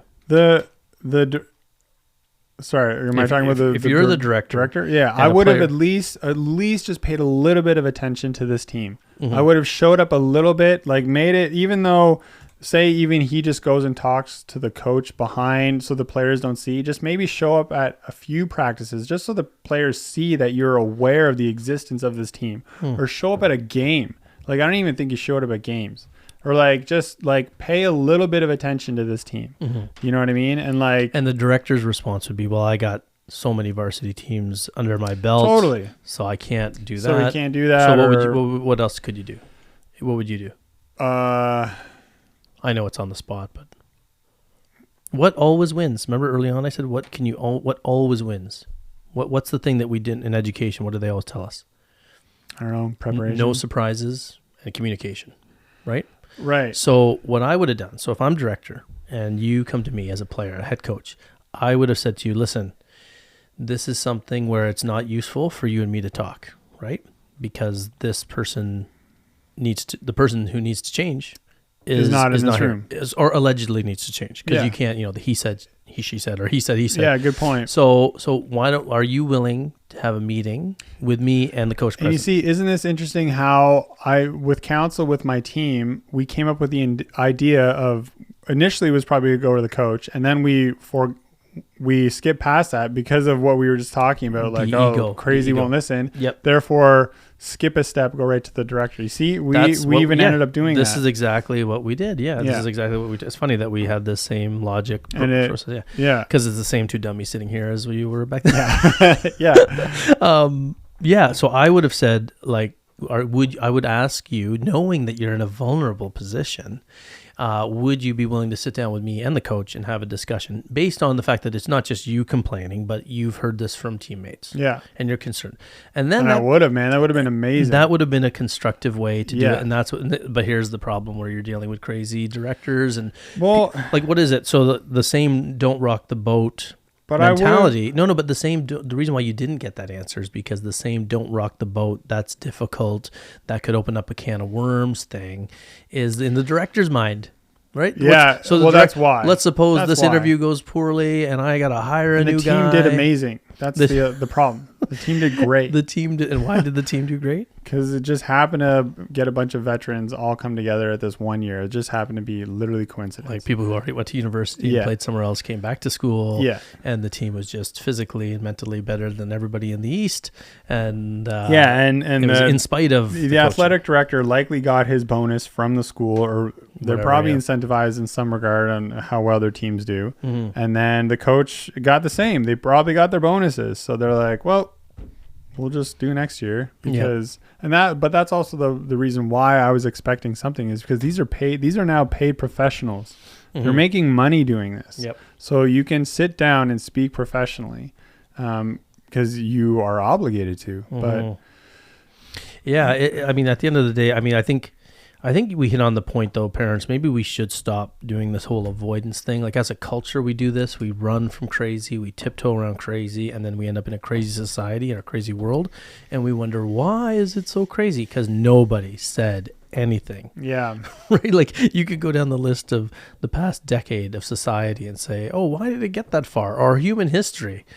Why did it get that far? Because nobody said anything. I like the if we're coming out of this with anything, it's just parents communicating amongst each other. I think that's I can't really explain why I like it, but to me it feels like something. Well, it has to, I mean, there's a weird thing. Like I will say this, like, you know, there is a thing where like a lot of parents don't want to talk to other parents because they're not in this to make friends with other parents. Yeah, Like, that's true. You know, I don't have to be your friend because Yeah. my kid plays volleyball. But if That's true. this is not about being friends. This is about addressing something that's ruining kids on the team. And let's face it, even if it's not your kid, and this is the problem with society, like, even if it's not your kid, can you not be concerned because there's 3 or 4 kids Well, that are getting right. ruined? Like, I mean, but that that's is a reflection of our society's like, I don't care as long as Mm-hmm. But if we can move to a point where, you know, in youth sports, can we see that the whole team will be better if every one of those members of the team are That's a good way of saying like it. you will win more anyway, you selfish. Even if you're the most selfish coach or parent, you will win more when it matters most if they're all on board. I don't know, like if there's a toxic element to the team, they can't perform. They will not perform. Yeah. Even the ones on the court will be affected by the cloud. There is such a thing as energy in the room, right? Reading the room, energy in the room. Like there's an energy to every team. And if it's toxic, it's not going to succeed anyway. Okay. It might win a few medals. Like you can get these coaches who drop down on purpose. They drop down a division on purpose to go win it national. It's crazy. But anyway, Good strategy. and then they'll say, hey, we won a medal that we didn't even give up 5 points. That's because you beat up like kids that were way out of your division. But the idea is like, you know, I think the goal of this show, and I think at the end of this show, we have to have some organized, reasoned, and logical opposition to the coach. If you want to start with the coach, a calm discussion. I'm not a fan of jumping over the coach's head right away because I like to give people the benefit of the doubt. Yeah. And I think that you might be surprised. The coach would be like, wow, I had no idea you guys felt this way. Yeah. And, you know, or because then the coaches could say, well, why did you go to the director? Why don't you talk to me? Right? That's Yeah. So I still think that, you know, you follow the channels, you have a discussion. Like it would have been cool if your team, I mean, they're all kids, but, you know, you talk to the coach first. Try that first because communication's good. No surprises, right? And if it if it doesn't work, then you go to the next level and then you see what's there. And then if those don't work, then you might have to quit. In our case, we knew that the coach already knew, because our daughter had been speaking politely, calmly, directly to the coach first, right? And there was no movement. That's huge. No, they're already communicating. Yeah, and see, that's the other thing too. Like a lot of people who oppose us or coaches would say, well, you shouldn't talk for your kid. You shouldn't talk to. Well, you know what though? If that's the case, then we wouldn't have laws protecting children. If we thought that children were as capable as adults, because there's a power dynamic, right? Yeah. If you have a 15-year-old kid and you want them to go talk to the coach who's been coaching for 25 years, and the coach who has so much power over them, that's sometimes the parents need to step up. And I don't care what they say about, you should commute your kids. Are you kidding me? Like, there's a lot of kids who are intimidated by coaches. Of course. Yeah. What kid wouldn't be? Exactly. It's the kid to adult reality is just. Yeah. That's why we have laws to protect kids. Yeah. Like if that was true, that the kid should speak up at age 16. I grew up calling every adult Mr. or Mrs. Yeah. I never called them by their first name. It was just and it's great if you get your kid to the point where they could answer or talk to the coach politely. But the reality is the coaches hide behind that because they know they can still push around a kid, and they can't match wits with an adult who's maybe exceptional in other areas of their life and competent. And so tell me a little bit why about, I don't talk to parents. I only talk to kids because kids need to be more mature these days. Oh, you do? Yeah. That's what they hide behind. It's a hiding thing. Oh. Because I don't want to answer. Okay, well, talk to this kid while I stand here, and I'll just... Yeah, no, but then you're one of those parents. You're one of those parents who just gets involved, Eric. You let your kid let me push your kid around, and you just shut up. That's sort of what the mentality is. Oh, Yeah. I'm getting that. Well, that's why I didn't speak up. That's why, I pulled away because I'm like, Mina. Luckily, I raised my kid to speak for herself. To be able to. Her whole assertiveness. Is what scared those little male coaches away. Yeah. These wimpy male coaches were terrified of a girl like her. That's who they get scared of. It's not that she was bitchy. Like, it's not that she was rude or bitchy. No, because sometimes people get mixed up with that. Oh, right. Like I see some rude people get caught up. Like, you just don't like a strong female, and I'm like, and people are like, no, we just don't like you because you're a jerk. So you have to separate that. You're right. She's not like that. She's quiet, and but she'll ask good questions, and she plays. I don't want to say like a dude because that's sexist, but she plays aggressively. Yeah. Right. But these guys don't go coaching male volleyball because they're intimidated by that. Now we're getting into another episode. Well, but that's sort of what we're seeing, and this is what a lot of parents I know listening are like nodding their heads right now, because the minute these male and female coaches will coach females differently than they coach males, and they don't like players who are aggressive. Because it makes them think about all the things in their life that they're not aggressive about. And I hate it. That's like one of the most important things of volleyball, especially teaching young kids, is that aggression. Playing loose, playing free. Yeah. It's going for it in life, on the court, right? So I think we're ending this with I think you gotta, if there's any sort of organization or small group of parents.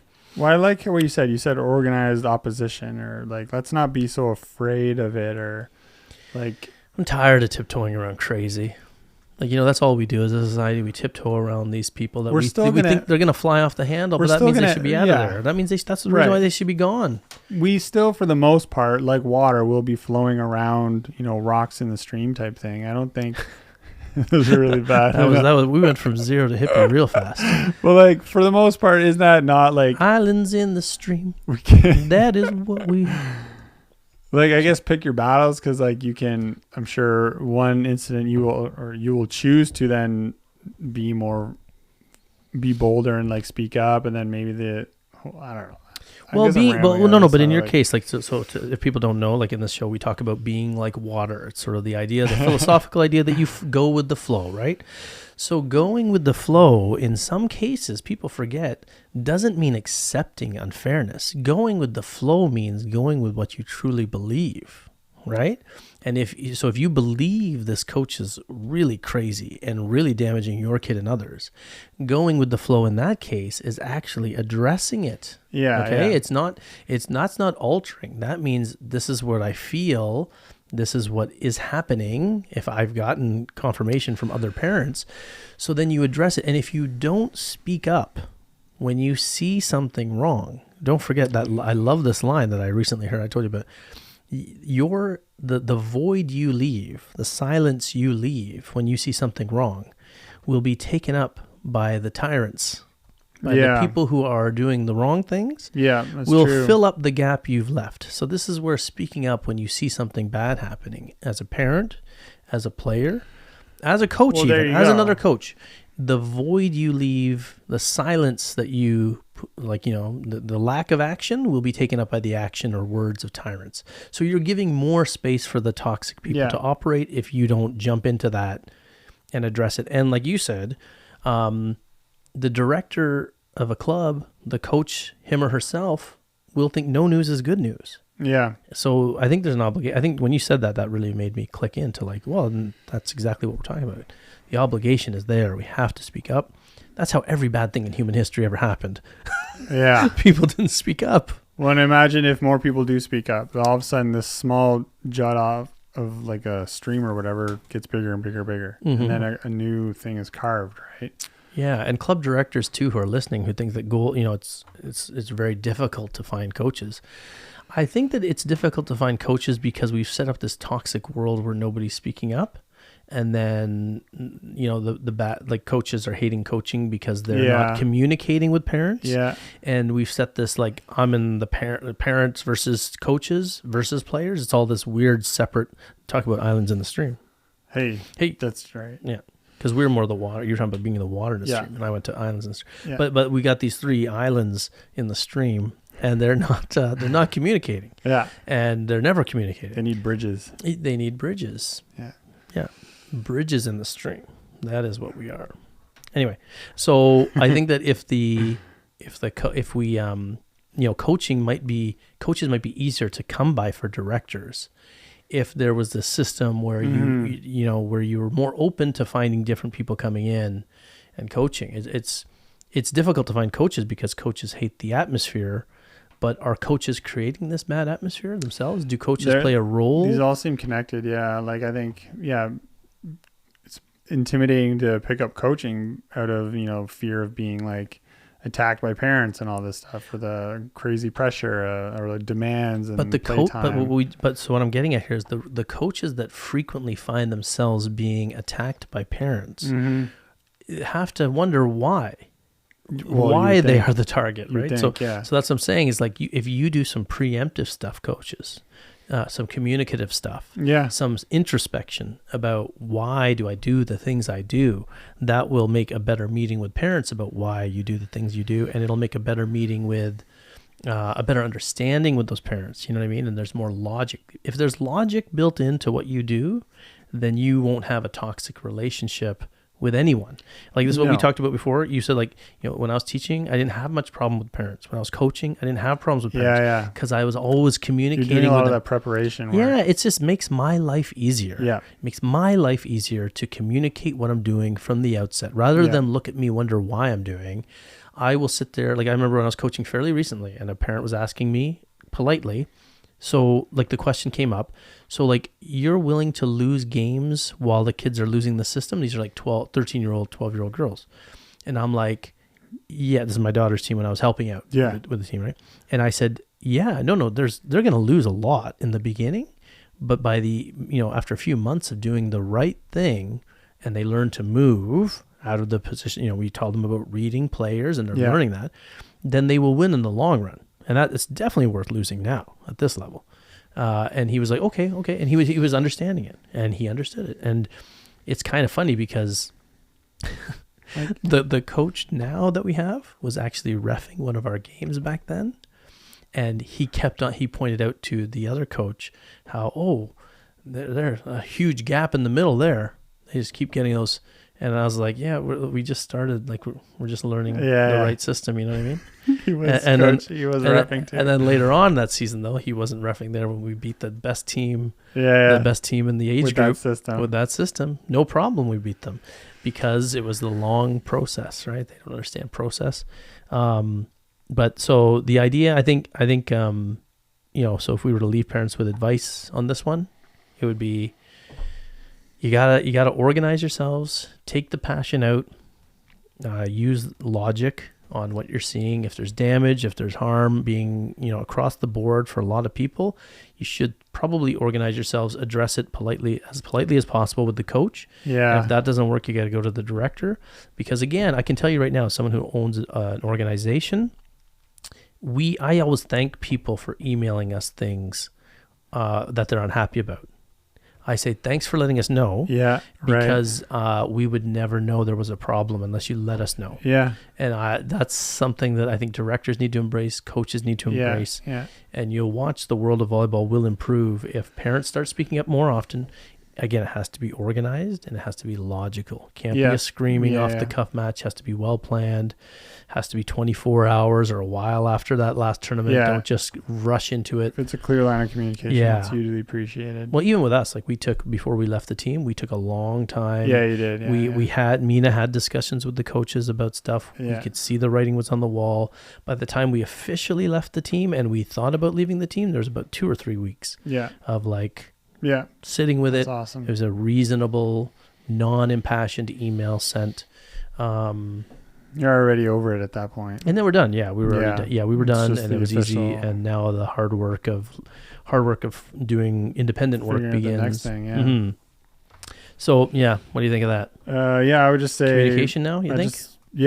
Communication and being just prepare yourself for stupid. Like even at the start of the season, like Yes. what's Marcus Aurelius always said, like that every day expect idiots or thieves or this is back in Roman times. Yes. thing, but Yeah. And Murphy's Law is there's always one more idiot than you expected or counted on or something like that. Is that part of it? One of Murphy's Law. You ever see Murphy's? Like one of them is there's always one more idiot. Nobody talks about Murphy's Law anymore, but people should go look up Murphy's Law.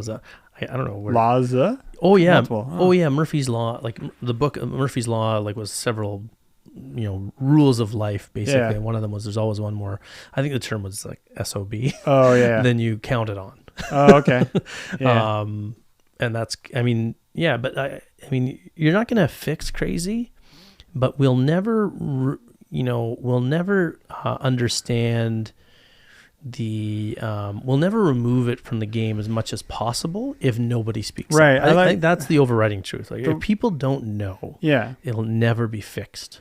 The water analogy, right? Like one little jut out stream, if more people are organized, more water goes down that way, right? So it gets diverted. And now you're just carving a new path. And so in what I mean by that is maybe the system will change in accordance to you where you are choosing to go, right? It's and it's risky.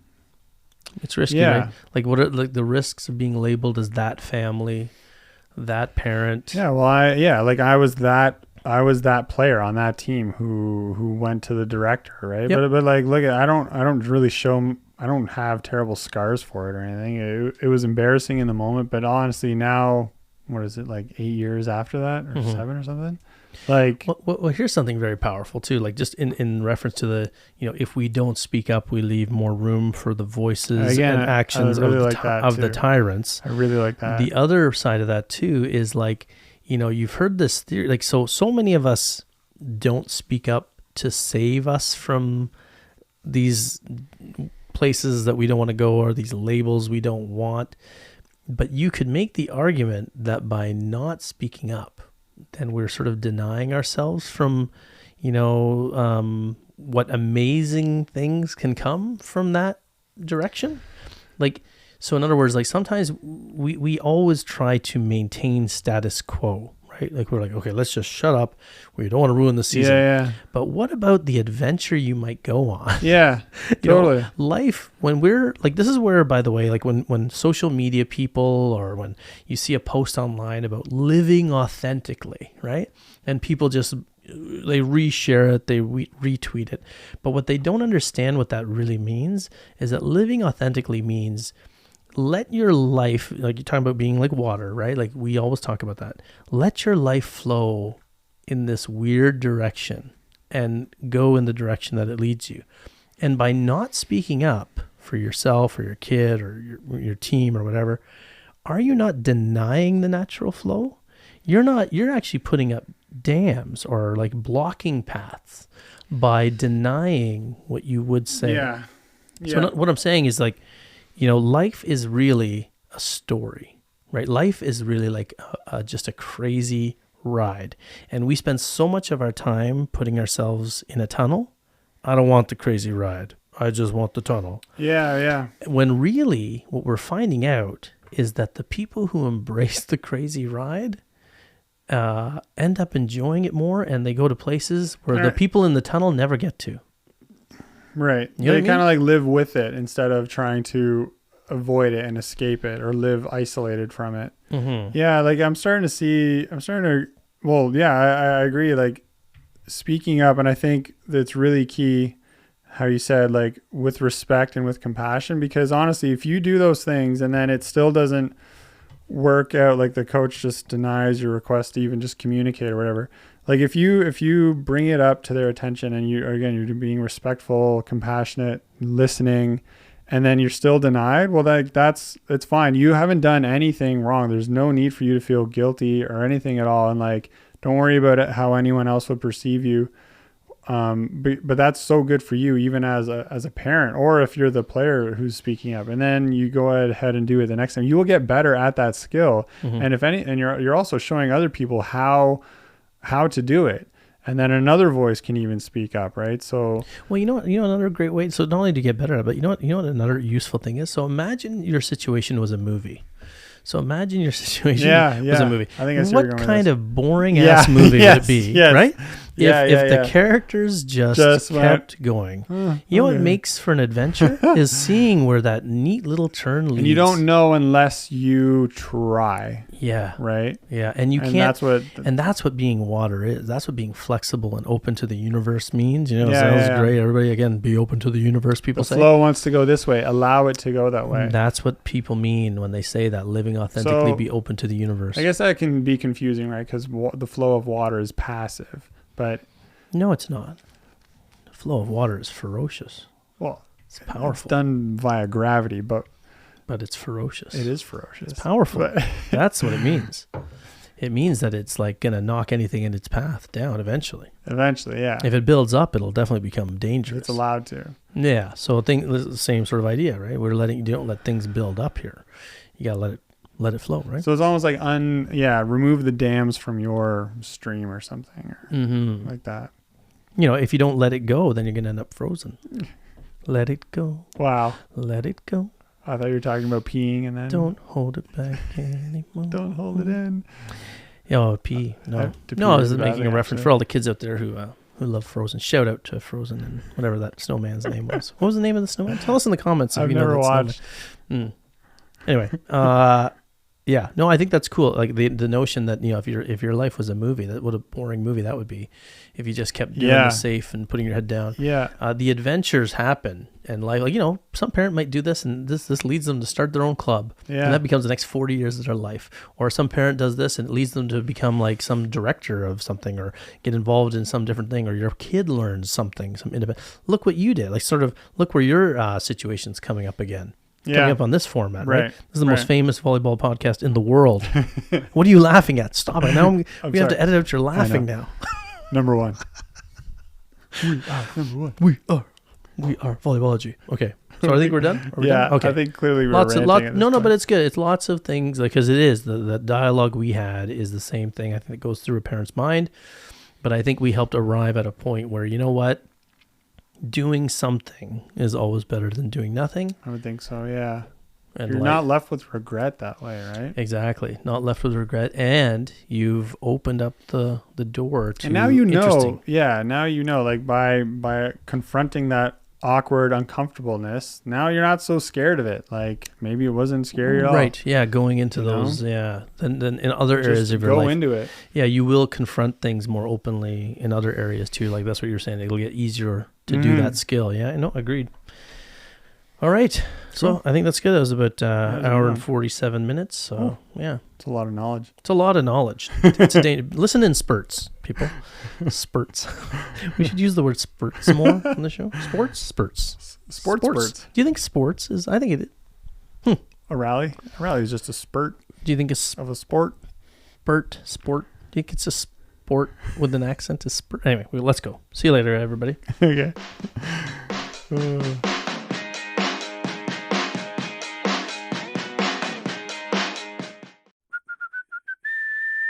What's the big idea?